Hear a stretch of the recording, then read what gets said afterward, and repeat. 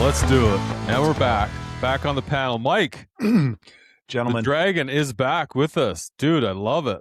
Did I miss something? Did I miss one? No. It seems like we haven't chatted in a long time, dude. Well, you guys were hunting last week, last week, right? You were hunting 2 weeks two ago. weeks ago, and then last week I sent out a text and we just never connected to get on there, so I apologize. Well, yeah, well, what did you say earlier? We're like herding cattle or herding cats? Herding cats, not cattle. Cattle's easy to herd. Herding cats. Like Landon and I talked yesterday. He thought we were on for 7, but we never connected on the day because that's my fault. That was over my head. Like I should have read into that. Like I thought we were actually, Kev, I think I texted you on Wednesday and I didn't see the question mark after you said tomorrow. So I was sitting around on Thursday with ready to roll at 6:55 and never got anything. And at 7:15, I was like, oh, I'm just going to go do something else then. Regardless, we'll just be better. We'll just be better. We'll just pick. I'm ready whenever you guys are. So anyway, we'll get back in the roll. It's really hard to get back in the groove when you're away for a week, and then you got to catch up on all the life stuff. I mean, we were in Manitoba, we were in Saskatchewan, we were shooting bears, we were blowing up beaver dams, we were shooting gophers, we were. What else were we doing? Just a bunch of really redneck hillbilly shit, man. God, I love that. I love that. The heart and soul. I told Kev, I said, man, you're going to look at me different after this week. We're going into the thick of it. We're doing He was just like, no, this is it. I'm happy to be here. Minus on the podcast, Kev's a steel trap. He's not going to tell anybody any of it. Yeah, exactly. Unless once we hit record, I just tell everybody. Absolutely. The hunt panel, everything's fair game. I could hold a secret until we get on the panel. And then the listeners, they need to know about it. So we got to talk about it. No secrets here. What's the headlights and what's the highlights right now? Dude, we got some headlines. So in the headlines right now, there was a Montana teenager killed a grizzly that charged him after getting into his chicken coop. Do you guys see that? Crazy story. I'll put a link up. It's pretty cool. I don't know what's going on in Montana, but there's grizzly bears running around everywhere. It's I think like the third or fourth one, right? They need to open sort of grizzly bear hunt there. San Carlos dude was attacked in Montana not a couple days ago, maybe a week ago now. We'll put links up to that. IP28 is on the ballot. We talked about this last time. We're going to keep bringing this up to make sure that any new listeners that are listening to the show, this is something really serious. So, we got to squash it. We got to stay tuned. So make sure you guys stay up to speed with Howl for Wildlife. I'm sure they're going to have something on their webpage for that, on their Take Action. We'll keep you guys up to date on that too. Patagonia is soon a drag queen. Dude, I love this story. I was reading about this on Facebook. Like, I normally don't go on Facebook, but I read about this on Facebook. It's hilarious. So this Win Whaley, aka Patagonia,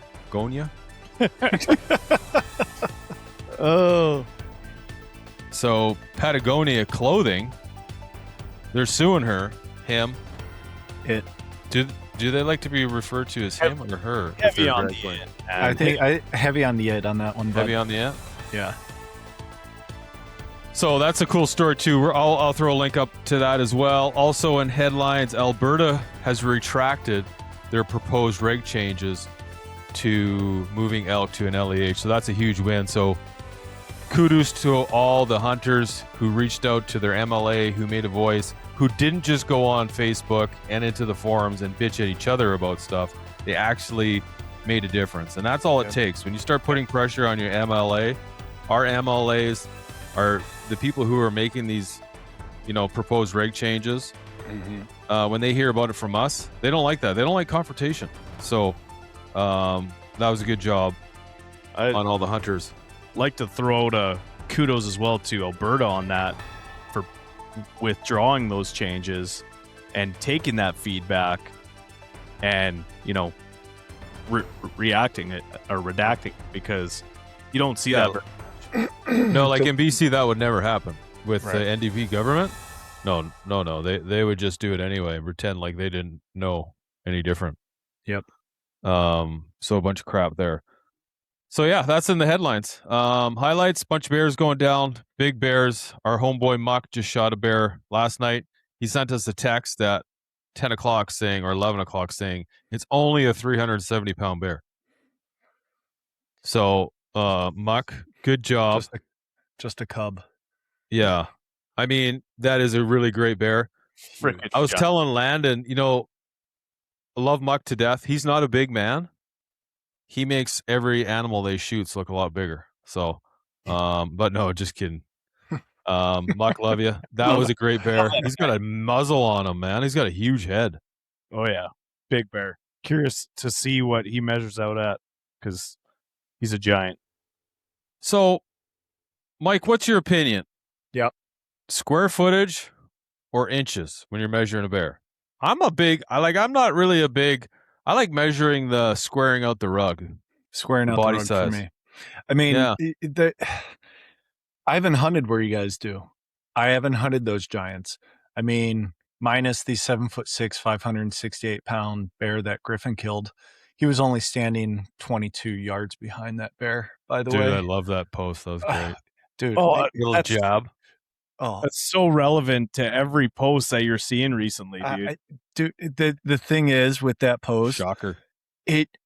So here's the deal. That post was meant as a slap in the face to like the hunting community that does crap like that. I got it for sure. I won't do it to embarrass the people. I received 17 different direct messages on Instagram about that bear. What did his head score? That it's huge, it's a giant. It's from people that we're mutually friends with were in those DMs as well. Like unbelievable people being like, whoa, that's a giant. That's huge. That's as big as they come in Idaho. And there was only dude, what the fuck is wrong with you? I'm like, what is wrong with you? That's an 11-year-old 4'4" boy, 20 yards behind like a small bear. Only one guy on that post actually commented, maybe the log the bear's laying on. Either way, nice job, kiddo. And I was like, thank God at least one person got it. Yeah. But like, I was wondering, maybe everybody's just being nice because, it's my 11-year-old son on there. But then the DMs started rolling in. I'm like, oh no, this is not that. Wow. And so I need to follow up with that on an Instagram post at some point and just show a picture of Griffin actually next to the bear. It's good for him though, getting a bear. I love it. Oh, dude, it's great. So I'm a square footage guy because, I'll pan over. That is a big Idaho bear, and that measures 6'6". Right, the rugged one. So they're just not huge heads here. There are a few up in Unit 1, but I don't know. I take a nice, well kept or well conditioned coat and square footage for me. I nice coat. Don't have the ability to put the skulls above my head like Lando has up there. Oh. Yeah. Lando, I was trying to talk Lando into shooting a bear on Tuesday night when we were up there, but he wouldn't have it. Yeah. That was a tough one to pass on. That was one that you're going to regret it. One day you're like, you know what? That's probably a big bear right now. My 70-pound lab, I think, would have no problem with that one. That'd be the perfect full body mount though. You wouldn't spend $5,000 on it. Be like a $900 full body mount. Just get it tubed out, and you could wear it as like a bear suit for Halloween. It fit you perfectly. That would have been a perfect one for a soft mount. You could throw it on the couch, and when people come over, you could just be like, "Oh, I got to move the bear. Hold on," and tap it and pretend like make it move over. Yeah, Kevin and I talked about this lots, like hunting for a week. I think just like old bears are cool, man. Old boars. Yeah. It doesn't matter if they're super tall or, that's. But this bear wasn't old. Don't nobody get confused. Are we talking about that I was? Yeah, the bear was trying to get you to shoot. It wasn't. We were looking for its mother to come out walking behind it. Yeah, it was very, very. It was maybe a year and a half year old. So, Landon, question for you. You know how, the elk and deer, after they get a certain age, will start to regress in size. Do bears do that as well? The body starts to get a little bit smaller, but the head continues to grow. Do bears regress? I would normally say not, but I guess like to a certain extent, like once they get to the point where they're struggling to like forage and stuff like that, their teeth get down and everything Yeah. else. Like a good example is Wyatt's bear from last week. Mm-hmm. Like he was fat, like healthy, but an old bear, like teeth wore down, cavities on every tooth. So I'm gonna send you a tooth, Mike, and hopefully you can get it aged for me. Okay. Do that. We're gonna take guesses on that bear. I'll send you some more pictures. Okay. Mike, and I'll send you some pictures of the skulls and stuff. Yeah. But yeah, it was an old bear, and it's surprising. Its canines were long. They were a good, what is that, 6 inches? So the canines weren't worn down yet, though? 6. That might be 7.5 that you're throwing up there. That's a man 7 inches. That's right. That's right. Women might look at that differently, but I put long 10 here. Okay, anyway, guys, topics for today. Regulation politics. Should hunting be a right versus a privilege? Some states, it is classified as a right. We're going to dive into that. Influencers selling everything. Dude, this shit's getting out of hand. A little bit. Big time. Bear tactics. Let's talk some rut hunting. We're in the middle of the rut right now. Hunting ethics. Standing food versus bait hunting. Good question. Love that. And should BC move to a point system? Boom. Let's dive into it. So, regulation politics. Hunting as a right versus a privilege. Hell yeah. Now, I'm just going to say this right now. We're going to beep it out. There's probably a few that are going to have a thing or two to say about this. Whoa! Yeah. Boom! Wow. Truth bomb. Truth bomb. If this ever came to the forefront where people were like, I think hunting should be a right, and start pressing their MLA, there'd be a lot of First Nations who had problems with this. Mm-hmm. For reasons I don't understand why. Yeah. I mean, it's their right, correct? That's the status that's always brought up is Mm-hmm. So, I mean, once again, equal. Play it equal. I think hunting and fishing should absolutely be a right. I know there's nowhere in Canada where it is classified as a right unless you are First Nations. I know there are specific states. Montana, I believe, is one. Some other state right now is trying to make it become a right. I'm just going to look this up right now while you guys talk. So I think down here, it definitely, I think overall, I'm not saying down here. It's stupid.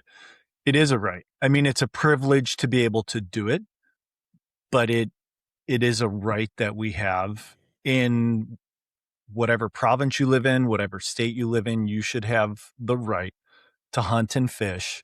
And is it a privilege to do so? Yeah, it's a privilege to do that in wherever you call home, wherever you are legal living. But it's a privilege to do it there. But it's absolutely right. I mean, if we don't call it a right, then what actually do we call a right for living where we live? Yeah, it says 24 U.S. states have enshrined the right to hunt and fish directly into their state constitutions. Alabama, Arkansas, Florida, Georgia, Idaho, Indiana, Kansas, Kentucky, Louisiana, Minnesota, Mississippi, Missouri, Montana, Nebraska, North Carolina, North Dakota, Oklahoma, South Carolina, Tennessee, Texas, Utah, Vermont, Virginia, Wisconsin. Whew. Now you can lose that right. You do some stupid stuff, you can 100% lose that right. So that's fine. At that point, Dragon, does that become a privilege if it can be withdrawn from you? It is a right for law-abiding citizens, in my opinion, law-abiding citizens that don't have some level of a violent felony. And for me personally, I'm saying violent felony because, like, if you're a violent felon, even if you're reformed, I don't really want to deal with you with loaded long guns and handguns and stuff like that on a Forest Service trail. So you Fair. can lose that. So as long as you're not a violent felon and you also haven't committed a felony, Can you still bow hunt? I'm fine with a violent felon bow hunting, but unable to carry sidearm protection. But if you commit a felony against the Fish and Game in the state or the province wherever you live in, I believe that right should be revoked. Like Yep. Okay, that's my opinion.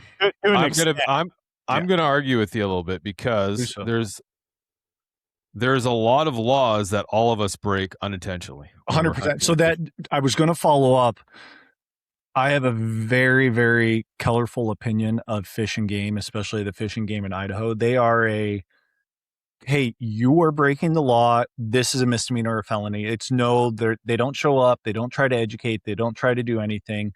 This is the law. You just broke it. They don't listen to anything. It's like a cop pulling you over for a speeding ticket. Like, my wife is about to squirt a kid out right now. So yeah, I'm going 72 and a 60 to get to the hospital. That cop is gonna be like, hey man, totally get it. Let me escort you. Like, it's a circumstance. Fish and Game down here. I mean, I've queried a bunch of people on this. Don't offer that ability in Idaho. In other states, there's no leniency. There's no leniency. Like in Colorado, I know for a fact I have a buddy who accidentally, he had a cow tag, shot a bull because he missed the cow. The bullet went over, he shot the bull. He immediately called Fish and Game. And Fish and Game showed up. He cleaned it. They helped him pack it out to his truck. He's like, I'm ready for whatever you want to give me. Here's my tag, whatever. And they were like, dude, this was a legitimate, honest mistake. Like, you're a horrible shot. Be better with that. This is a legitimate, honest mistake. We're going to take this. This is going to go to the food bank and stuff like that. Keep your cow tag. We appreciate you being honest and stepping up. So I believe there should be a level of leniency and honesty. Ooh, that's decent. That I think it's hugely decent. And I think what that does is it garners support for the Fish and Game laws and for the Fish and Game. It will help back those wardens and those conservation officers in times where they might need it. Whereas if they're just, hey, F you, man, I don't care. You broke the law, even though you called, turned yourself in, did all that other stuff. Like, honestly, tough shit. Like, you're in trouble. You're going to lose your license for 10 years. Like, it's tough to support a institution that acts in that manner. So in Idaho, is that, like you said, they're pretty stringent on everything, right? It's like, correct. They'll throw the book at you. Yes, that's accurate. Like, I know some guys that have made the same mistake as your buddy in Colorado. Yep. Shot a mule deer as opposed to a whitetail. Yep. Same circumstance. They call the CO right off the hop. One guy got pinched. The other guy didn't. He just, stuff happens. Absolutely. So is that just the way that they're trained across the board? Or is it individuals specific that are just, power hungry, so to speak? I think too, a lot of it is, okay, in that situation, Landon, if you get a guy, he's been hunting a year or two, he doesn't have a mentor, he just loves the idea of harvesting his own meat, putting food on the table. If you didn't grow up in the space, you haven't spent a lot of time hunting, you don't have a mentor, you get excited. It's easy to mistake. Yeah. Like, I'm not saying it's easy. I'm just saying it happens. You mistake a mule deer for a buck, especially if it's like a spike, right? Yeah. It happens real quick. Yeah. I think if you do that happens. The COs are called. They explain the situation. Now, they look at your license. Well, you've only been hunting for 2 years. I get it. Do you have a mentor? No, I just went and got my license from, I went and got my core, and I just like to hunt. I just want to hunt. I want to harvest my own food. Yep. And then you get the same dude that does it, who's been hunting for 15 years. It's a little harder to be like, hey man, if you honestly don't know the difference between a mule deer and a whitetail just by the color of their coat by now, Right. you need to spend a little more time studying up on the animals you're going to, like the life you're going to take of those animals. Here's a book. Here's the fine to go with it. I don't know what else to say. I would agree with that. I just think there needs to be a point where, and I'm sure the COs do it, right? I'm sure they do take things into account. It's just every encounter I've had with COs, as well as people that I know that have had with COs, there's really been no leniency whatsoever. I think too, like some COs are just dicks. Like some cops are just dicks. 100%. This is what it is. 100, right? and some are great. I mean, doing what I do down here, butchering and stuff, I got to know all of them pretty darn well. I would never expect them to give me any level of leniency, but I do communicate with them on a regular basis about clients and even about areas. Like if I have a question at this point, like, well, Mike, they're probably gonna be like, dude, I heard shit you were talking about me on the hunt panel. I haven't just said it on this hunt panel. I've said it on multiple different platforms. Like, man, it'd be nice if they just had a little bit of Channel 5 News. You're out there broadcasting. Well, I'm not that famous yet. Give me a week. Yeah, I just think that sometimes just, taking the good of people for what it is and trying to take that into account. But that's hard. I mean, they're in a position. Well, and too, like, you got to give them some credit. They probably see, there's a lot of guys that know, or a lot of guys who just didn't take the time to care. Yep. And then they do it. They get caught and they're like, oh, this happened, this, and then, poor me. And they try to take advantage of them. So, I mean, there has to be a point too there where they got to just do their job. You're like, you know what, dude, I get all that, but you're still getting a fine. You're still losing your license. Yeah. Whatever it is, right? Depending on obviously the fine and the punishment has to match the act. Crime. Trying to curtail us back to the question, I say it's a right. I say it's a right from where you live. Yeah, I agree. I think it should be a right. I think, to be perfectly honest, I think this whole land back and indigenous stuff, it's just getting old. I think, I think we as hunters and fishermen, we need to be, as outdoors men and women, we need to hold this a lot closer to our heart. Yep. And we need to really start pushing MLAs, all this stuff. Because it's going to get to the point where you're going to lose so much that you won't be able to get it back. Yep. We need to advocate for it for ourselves. Yep. Yeah. Agreed. I know. What's your thoughts? I mean, I hate to be on the same wagon, but it's a right. Yeah, it should be. And I think, like my kids are 5th generation British Columbians. How far back, and as far as I know, my great what would it be, great grandfather, he hunted and fished in British Columbia. I don't know any of my family tree past that, so I really don't care what they did. And I beg to differ. Anybody who has hunting and fishing as a right, most of them don't know either. So, I mean, I don't know what the Toys did in the 1600s or the 1700s. I don't even know what they did in the 1800s, nor does it matter. Exactly. Who cares? Right. No one I cares. guarantee you they were living off the land. Doesn't matter what generation it was. The further you go back, the more you had to live off the land. Yep. Absolutely. Yeah. No Walmart to go to.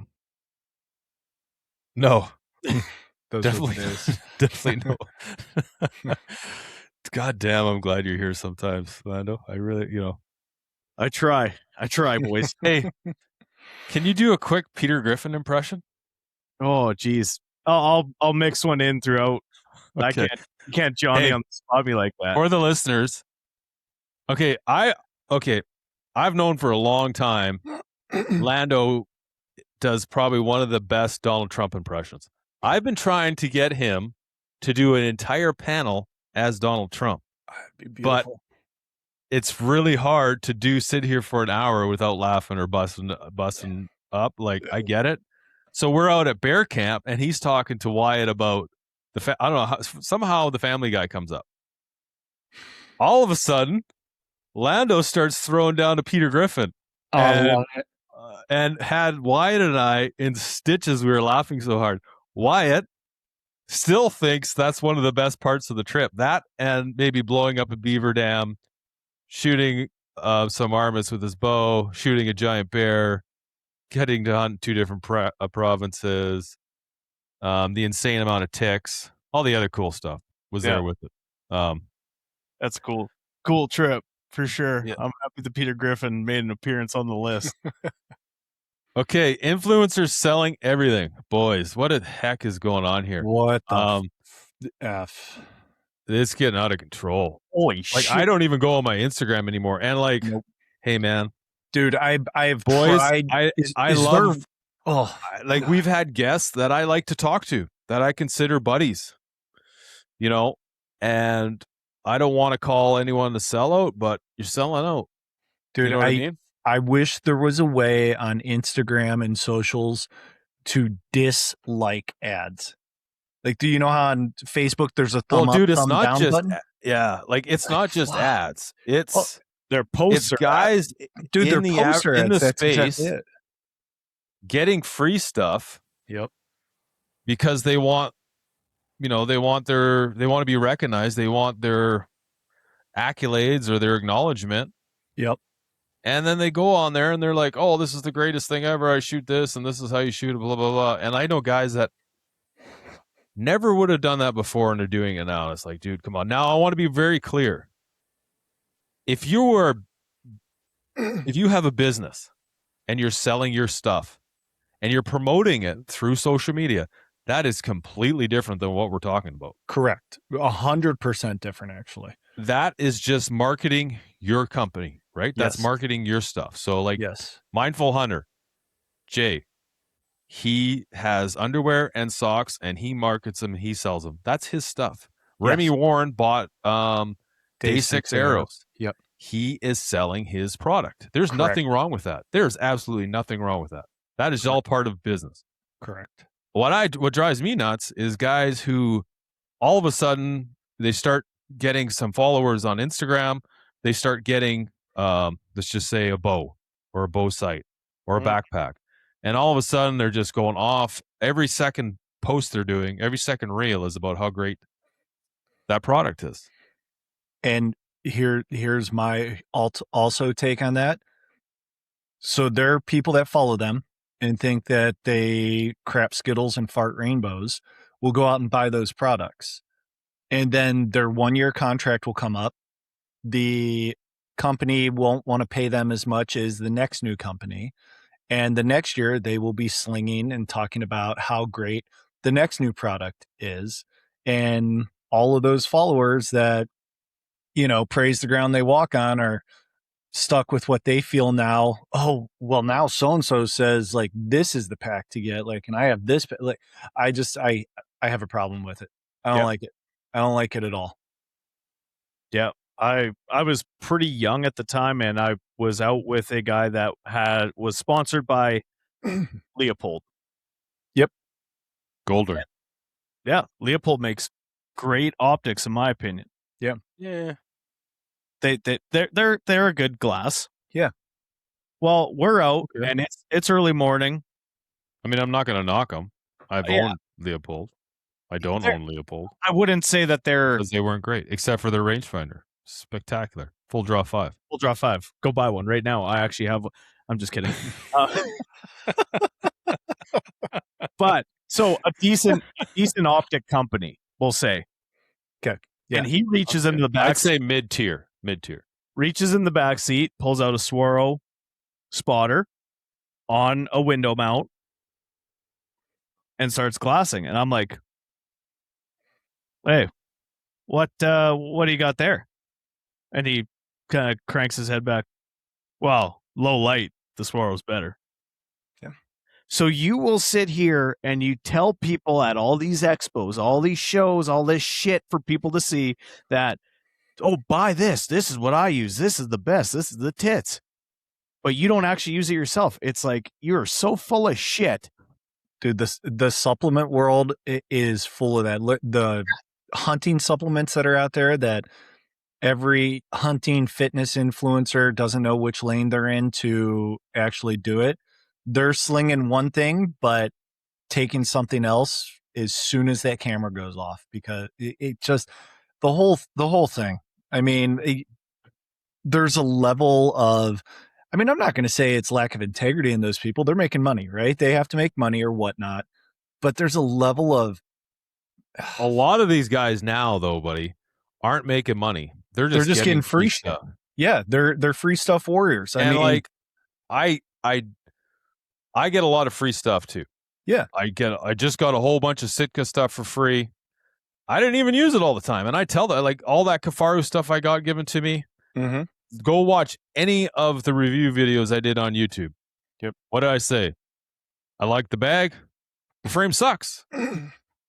Right? You know why? Because for me, it didn't work. For the amount of money it's $1,500. I don't think it was worth the money. I went and said that right away. And I told the people, like, hey, man, I'm going to tell you right now, you can give me stuff if you want. But I'm going to just be perfectly honest with you. I'm only going to use what I like to use. Now, if I like using a $30 pair of pants from Walmart, I'm going to use the $30 pair of pants. Yep. If I like using a $200 or $300 set of pants from MEC that are just a regular hiking pant, I'm going to use those.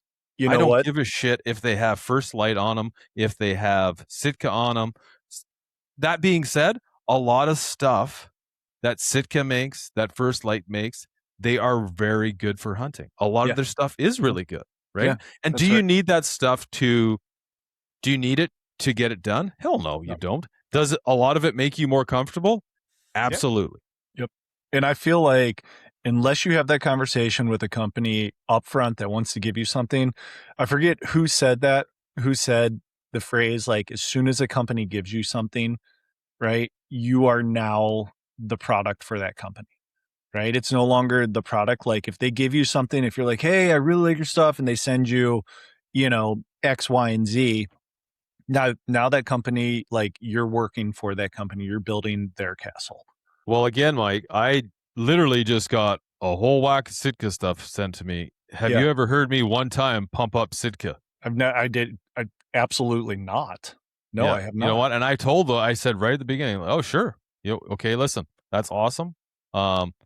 I'm not going to, I can go buy my own stuff, and I will. If I like it, I'll use it. If somebody gives it to me and I like it, I'll use it. But you know what? I would have bought that anyway. Right. Yeah. Right. And if I don't like it, I'm not going to use it. Listen, I've bought a lot of shit too. More shit than I probably should have that I have tried once and I've never used. Oh, God. Tons of it. I have so much shit in my garage. I should have like a hunting garage sale.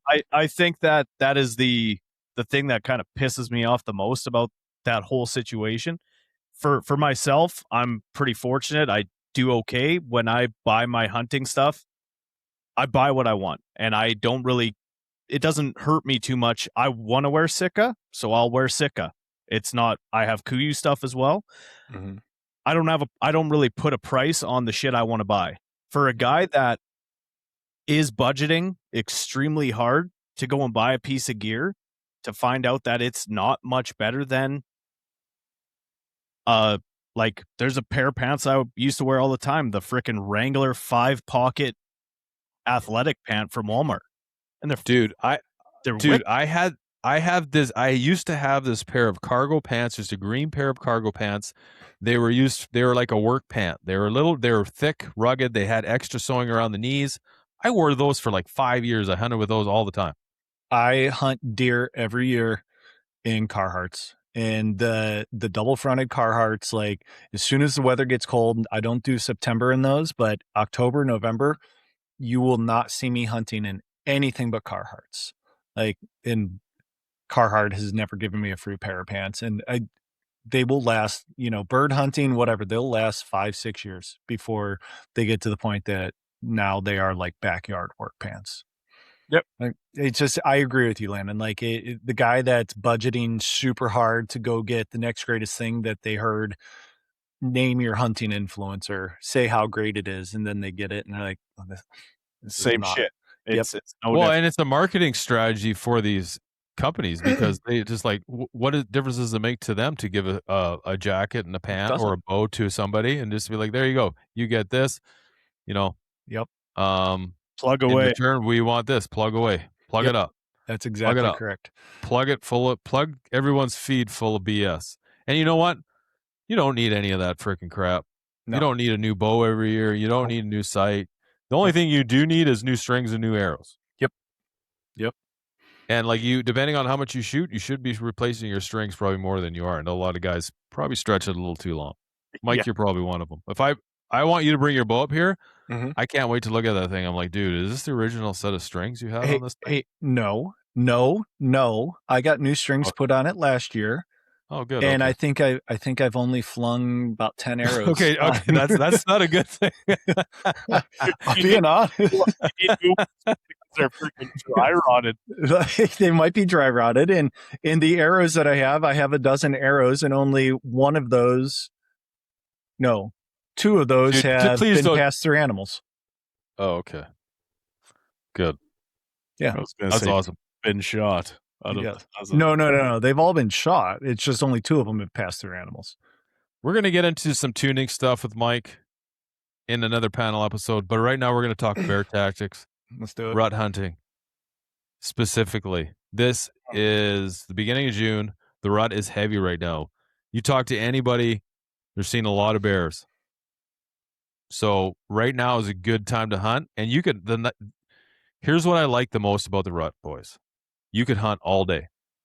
Yep. Because you're going to catch those boars cruising around at 1 o'clock in the afternoon. Doesn't matter the temperature. I've seen big bears walking across fields at plus 35, plus 36 degrees, just roaming. Nothing a horny looking bear for won't sows. go for. Yep. So, but that goes to the point, they are on the move. You are not, well, I'm not saying you're not, but it's going to be few and far between where you find that bear just chilling on the green hillside or whatever, just hanging out, waiting, feeding slowly, stopping, smelling the flowers. They are going to be cruising. So you have to be prepared when you see a bear.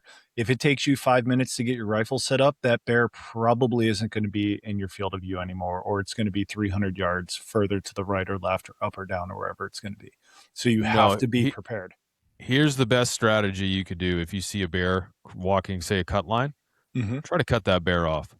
Now, bears are still curious regardless if they're in the rut or not. Predator call, I've always found works no matter what time of the year it is. Absolutely.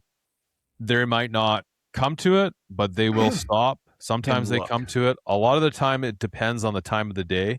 I found I've been able to pull bears up out of drainages and stuff right when that temperature cools down. Still pull them up out of the, out of the areas where it's cool. Yep. No, it's a fun time of year to bear hunt right now. Like if you have a second tag, an unfilled tag, whatever, like it is a really fun time to go out. I'm trying to get out and cut some of my BC tags or just get out. I've just been so busy. I mean, you're right. They will be like, this is the time where you start walking that Forest Service road at 5 a.m. Like hopefully you're in good enough shape, or that old logging road. Hopefully you're in good enough shape that you can just walk all day, because that's a great point, Mike. Early on, if you're hunting anytime in May except towards the end of May, you could be walking an area and say there's no bears in that area. Yep. You go out there this weekend, you walk that same area, you're most likely going to see bear sign. Depending on where, like if you're in BC, you're going to see bear sign. You're most likely going to see some bears. Yep. You just have to walk smartly. Yep. Don't be running around making a bunch of noise like an idiot. Walk like diligently. Be quiet. Listen. Almost like still hunt. Yep. Just do it on the Forestry Service roads, and always be, cautious, because you come around that corner. Like when I'm hunting, I always expect an animal to be right around that corner every time. Those blind corners. Every corner, every bluff, as there's an animal right there waiting for me. Yep, absolutely. It's such a fun time to hunt bear. Bait hunting the rut. Sit your ass in the seat all day. Because shit happens and you're going to see a bear that you've never seen before. And just roll in.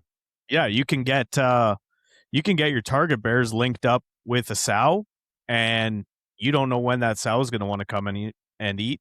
But when she does, that bear will follow. We've killed a handful of bears, them just following a sow to the bait. They have no interest in the bait, but they want that hot sow. And they have actually, a lot of them got killed just on the outside, just skirting that outside area. Mhm. I mean, Wyatt's bear, he just shot. It didn't come in. He had to shoot it at just over 30 yards, but it was just doing the same thing, same play.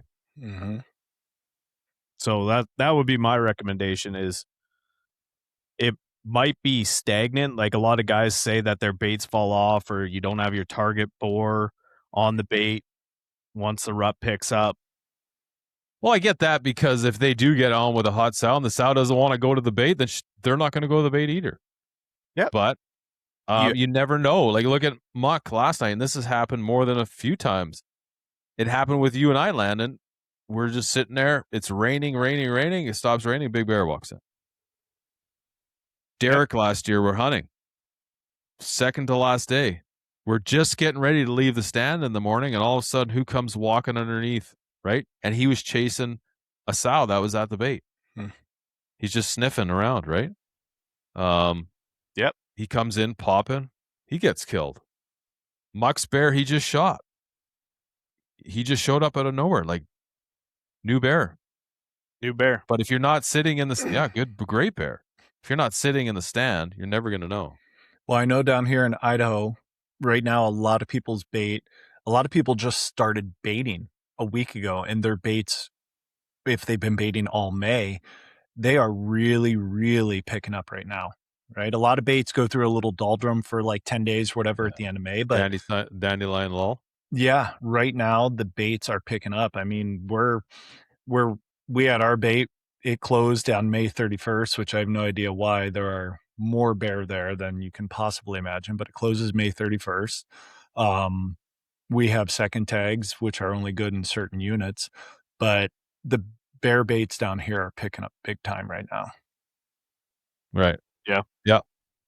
So just get out there. If you want to hunt rut, a great time to hunt. You're going to see big bears. Get out there and hunt all day. Yep. Take the day off work. And go. Landon, take the day off work. Get out there. Shoot some bears. Hunt with confidence, Landon. When Kev says shoot that bear, shoot that bear. Hunt with confidence. Okay,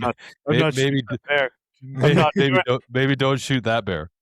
Okay, hunting ethics. Standing food versus bait. What the hell is with guys, internet warriors, all over guys, for setting bait and hunting that, and then you look back in their photos and their history, and they're standing over a cornfield. Same thing, man. Riddle me this. Same thing. So much more difficult. You don't know exactly where he's going to step. You only know like 100-yard perimeter of where he's going to step. The standing food? The standing food. I don't know, man. It's fucking same shit. It's hunting bait, man. Everybody's a tough guy behind a keyboard, man. Everybody's a tough guy behind a keyboard. Oh, yeah, for sure. I'm fine. I'm most tough behind a steering wheel and a phone. Yeah. Two very tough things. Yes. I don't know. To me, it's the same. It's both of them require X amount of work. If you're going to go and plant a food plot, what do you think's harder? You've hunted both. To me, I would say that baiting consistently is harder than doing a food plot. I would think so, because the food plot's there. You just got to go walk up hide up a tree. You don't have to actually buy stuff or find stuff and put stuff. Once you put that food plot in, it's there. Once you sow it and you break the ground and stuff like that, the work is done. So you're doing your work. Well, I'm talking like just like hunting a egg field or a cornfield. Oh, baiting 1,000,000 times harder than that. Yeah, well, that's 1,000,000. Wow. It's 1,000,000. I said it. Yeah. I said 1,000,000. The only difference with doing a pre-planted egg field like that is it is broader, right? So archery hunting, you do have to use a little bit of your intuition and strategically put yourself into a spot where they're going to be transitioning.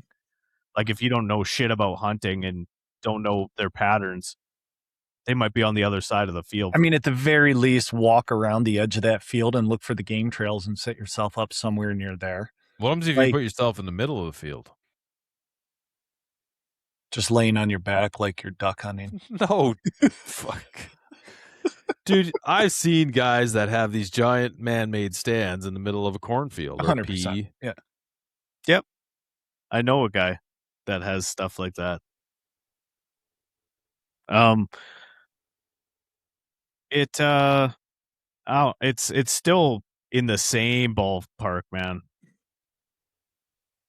Yep. It's more effort for, like, if we're referencing this to bears, baiting bears is a lot of work, but the hunting's easy as shit. Interesting.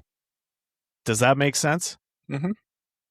Yeah, I catch what you're throwing there. Yeah, it is and it isn't. I mean, you don't when you're baiting bears, you don't really have a choice because your stands are already established. It is what it is. You can't worry about the wind. I know guys that hunt cornfields, and they have to be very cognizant of wind. Mm-hmm. So sometimes they can't set up where they want to. They have to throw an audible, set up on the other side of the field. Yeah, I have no idea what that has to do with the statement you said. Yeah, I was just gonna say, I don't know what relevance that has to do with.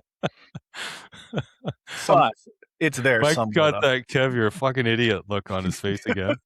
And there is other things like that. Is a good point with hunting a field like that, is you might not be able to sit every night, right? So, well, you can't because you got to play the wind. You got to play the wind. And I think a lot of the times when it's windy in a bear stand, that's why we don't get a lot of bears coming in, because they smell us. Well, and I find they just don't move. If you got a big wind, they don't like. They they can't hear shit, man. Like when those trees and stuff are dropping and there's pieces dropping off of them, they can't use like their secondary sense of hearing quite as well. So what's their primary sense of hearing? No, well, the primary sense would be smell. Secondary would be hearing. Oh, I know. You said their secondary sense of hearing. Secondary sense, hearing. Oh, okay. Gotcha. Or semicolon there. Sorry, boys. So I mean, I've never had a lot of success hunting any animal in high winds and when it's windy. I've had success hunting mule deer when it's windy in the snow, fresh tracks, because they do lose their sense of sound. Yeah. But you got to play the wind. And waterfowl. Okay. Hey, color me wrong here. Yep. Gotcha, okay. Mitch. Appreciate it. Explain waterfowl. Appreciate it. Explain waterfowl? No. Ducks. Like hunting them. Yeah, hunting them with a good clip wind. Yeah. Yeah, they stay right on the deck. Oh, I see. They don't like. I was thinking that they're gonna sniff you out, but no, they're less inclined to do a loop-de-loo on you. Mm-hmm. Really eyeball your spread because it's a lot more taxing for them to fly in that wind. So then they just come, give her the old, you know what I mean? Well, Fenner. Hey. So, funny story. Like, Lan and I were sitting in the stands, and we had Wyatt. So we were like, I don't know, what are those two stands, like 20 feet apart? If that, yeah, they're pretty close now. So the bear I killed, like, we didn't want to talk loud enough, so we're sitting in there texting each other, right? Talking about that bear. Because, like, Lan's like, that's a good bear. And I was like, yeah, I know. That's a good bear. First of all, I said, Lana, did you see that bear? He looks over at me like, the fuck's wrong with you? Right? No, what bear? It walked under my tree stand. Anyway, so we're texting back and forth, about this bear. It's pretty funny.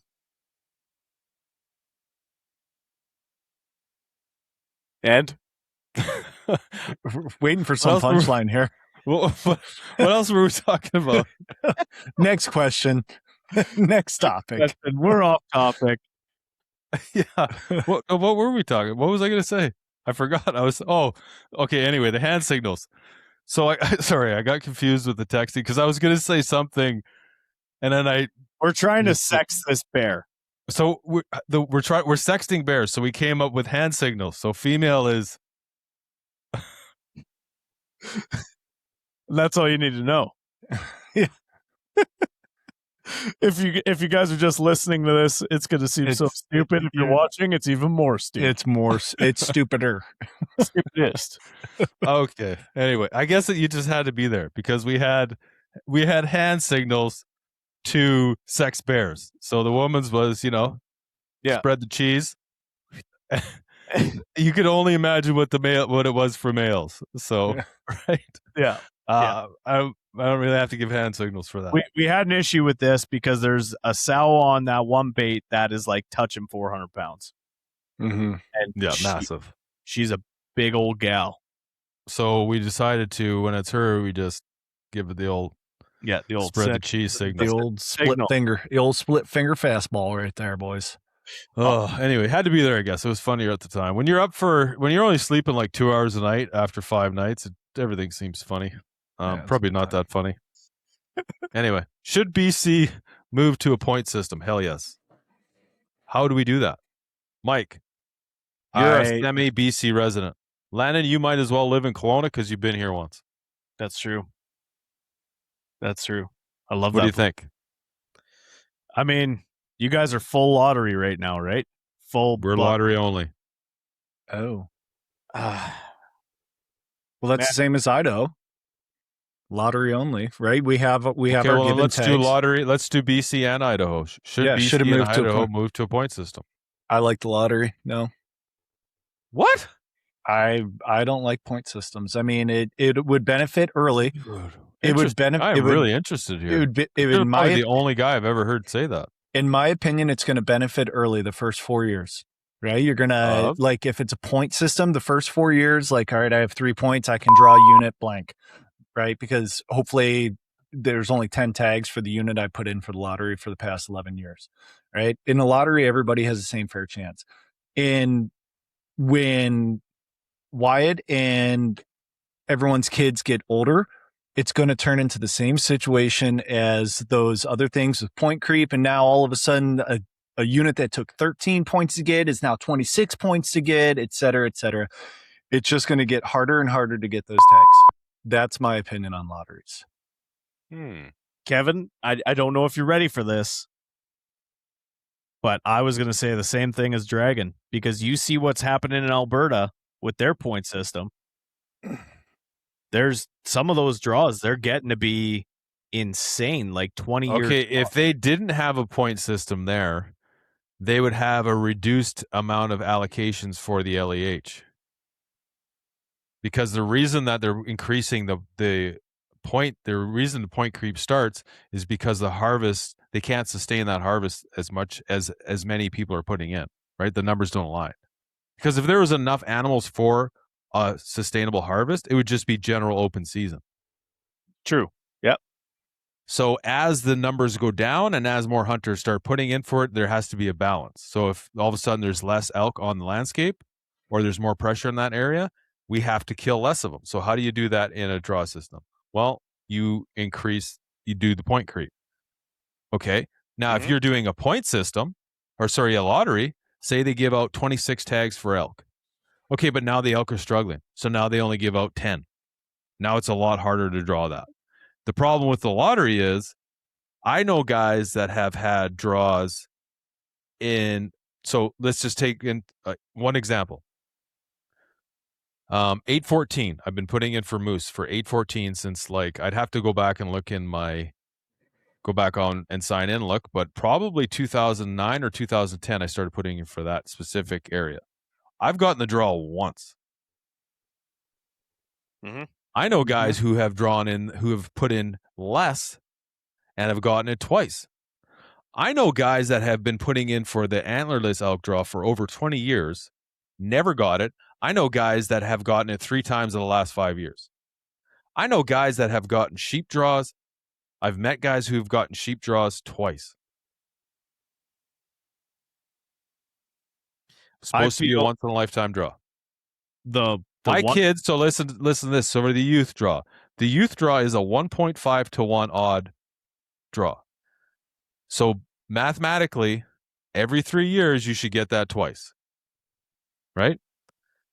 I put Wyatt in since he's 10, 11, 12, 13. Bree, 10, 11, 12. Now Hunter's first year. So between Bree and Wyatt, that's 7 years. Neither of them have gotten it. That's the problem I have with the lottery. I guess the one bonus with the lottery is kind of like a wise man in a movie said once. There's still telling me there's a chance. You're telling me there's a chance. Like, I know right now, I will not pull an elk tag for probably the next 5-6 years. I will not pull a draw elk tag. Mm-hmm. But you hunt elk every year. In open units. Units. Which it is not the same at all. Not even remote. I mean, yes, you get to chase elk, which is great. Is there no 6 point in the area you hunt elk? There is. It's just... And so is there 6 point in the area you're trying to get draws for? There's just a better trophy class in... And so the numbers there's no way there's a big a bull in the area you hunt that are open as there is in the... I feel like you're getting so off topic. No, because I'm going to make a point. Okay. Yes, there is a potential chance. There's 100% a potential chance that there is still like a 400-inch bull in an open spot. Okay. Gotcha. I just figured a really good elk hunter like yourself would be able to kill that big 6 point bull in an open season. Like a really... Sure. I wish I was that good. Yeah, but... You are. So, I do enjoy elk hunting every year. Okay, I know. We talked about this the same as the bears. Maybe you don't kill the 5 point. Maybe you let the 5 point live and you wait to see if a 6 point's going to come out tomorrow. If you're looking for that big trophy. Absolutely. It's the same conversation we had with the bears, like quality versus quantity. Yeah, we talked about this last episode. Would you rather, my question for you, would you rather shoot a bunch of good animals or one giant animal? A bunch of good animals. Yeah, easy question. Yeah. Not for everybody. Down. Some people are just like, no, I'd rather have one giant animal on the wall. I give 2 shits about a giant animal. I care more about the meat in the freezer. Honest to God. Well, we talked about that too. That is awesome. Yeah. Yep. Yeah. I don't know, man. That's a tough call because I'm in Saskatchewan. We run a pool system, which is still very similar to a point. It is a point system, yeah. Basically, just same premise. Exactly right. Your creep is in the amount of people that enter into that unit. Yeah. So, I just feel that your odds of getting a specific draw are better with the draw system rather than somebody getting a sheep draw twice in a lifetime, which is supposed to be a once in a lifetime draw, and other people never getting it. Or some people getting draws 3 out of 5 years and then people going 20 years without getting one. It's more like it's the same amount for everybody.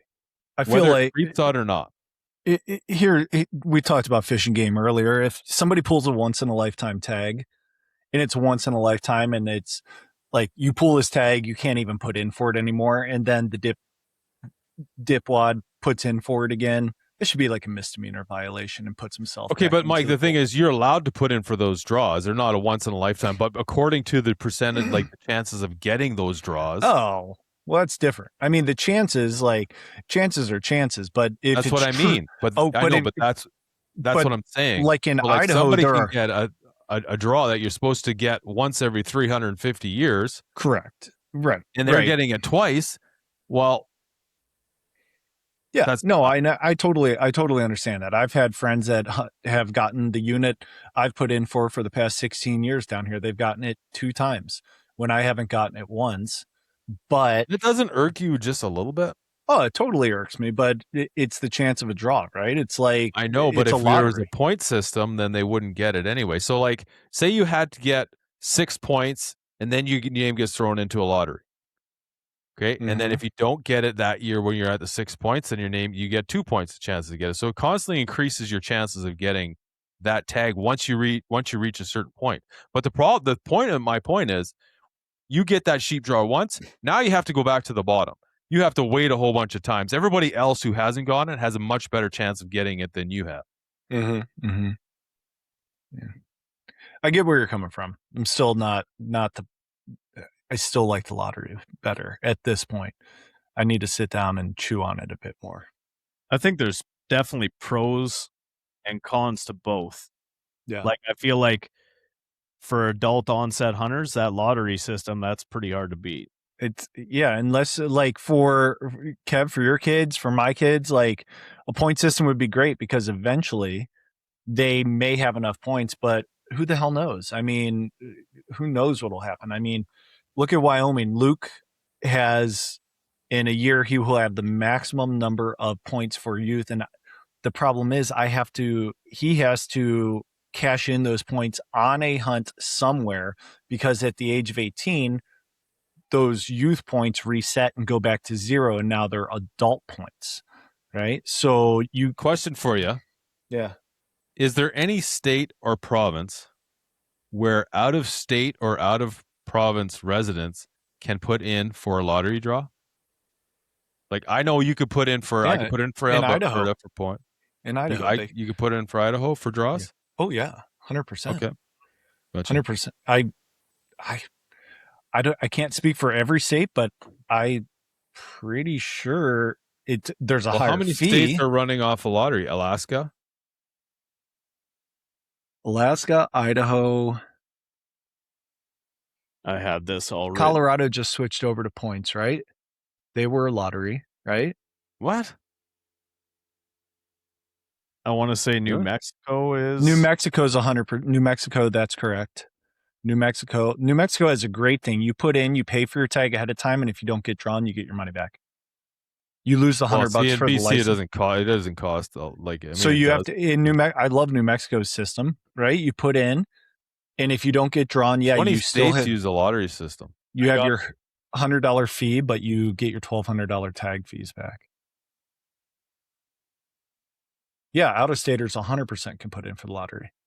Okay, well, I'm just gonna sit here and just mind my own business because I obviously don't know what I'm talking about. I'm trying to find out what states they are exactly.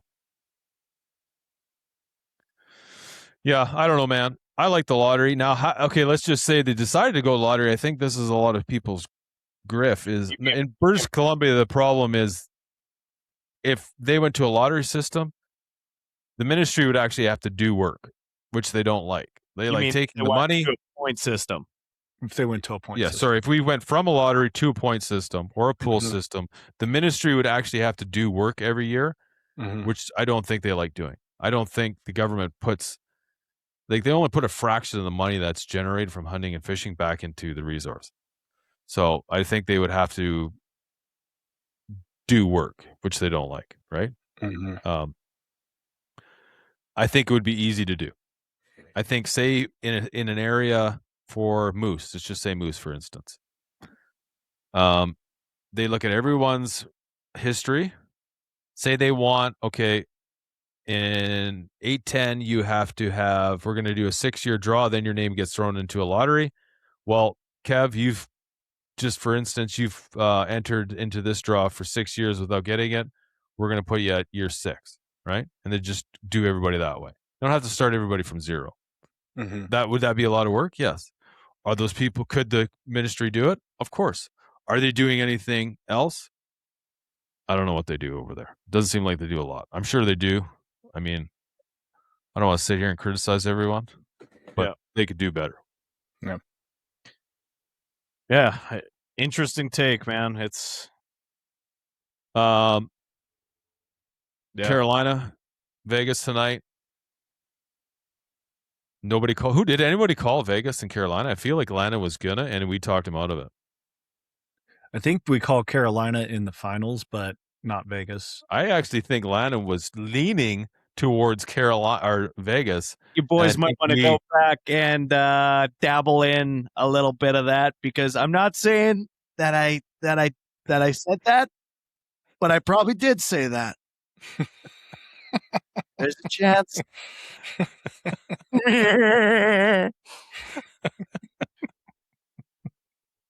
All right, killer All right, boys. All right, guys. Appreciate Hey, like, subscribe. You guys get your comments in. We're giving away a lot of stuff. So we're giving away this. Lana, what are we giving away this month? We are Marsupial giving- gear, Bino harness. Oh, Yep. This month, last month, we gave away a Vortex Bino harness. And even if your name doesn't get drawn, put your comments in for topics or questions you have for us on the panel. Whether it gets picked or not, we're going to give you a hat and a T-shirt. So get them in, boys. But great stuff. If you guys have anything you want us to talk on the headlines, make sure you hit us up on Instagram. Cut Right Mobile, Kevin Altoy. And I feel like Landon should change his Instagram handle to Lando. That might be in the future. Might be coming soon. My whole identity. All right, guys. all right.